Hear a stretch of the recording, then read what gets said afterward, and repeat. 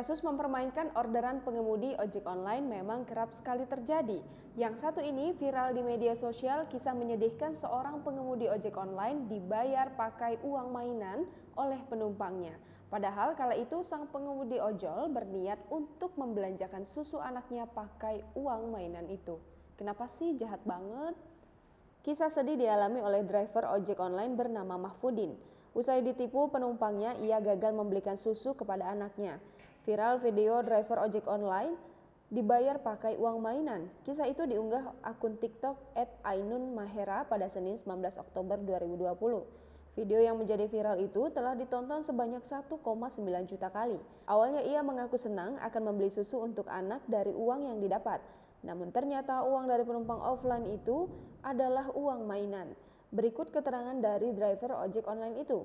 Dari pagi nggak dapat orderan, pas lagi duduk ada yang nawarin ngojek tapi offline.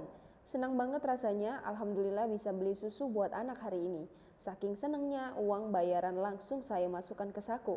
Pulang ojek langsung ke Indomaret mau beli susu. Pas mau bayar ke kasir, badan langsung lemes, ternyata saya dibayar pakai uang mainan, tulisnya. Berdasarkan konfirmasi Tribun News, driver ojek online yang mengalami kejadian tersebut yakni Mahfudin 33 tahun dari Karawang, Jawa Barat. Dirinya belum mendapat penumpang dari pagi sampai sore pada Senin 19 Oktober 2020. Mahfudin akhirnya mendapat penumpang setelah sabar menunggu.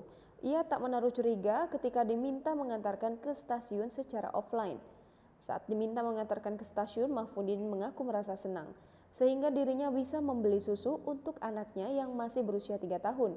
Dirinya terkejut saat ingin membayar susu yang dibeli di sebuah minimarket, sebab uang Rp50.000 yang dibayar penumpangnya itu merupakan uang mainan, sementara Rp20.000 dari penumpang tersebut merupakan uang asli.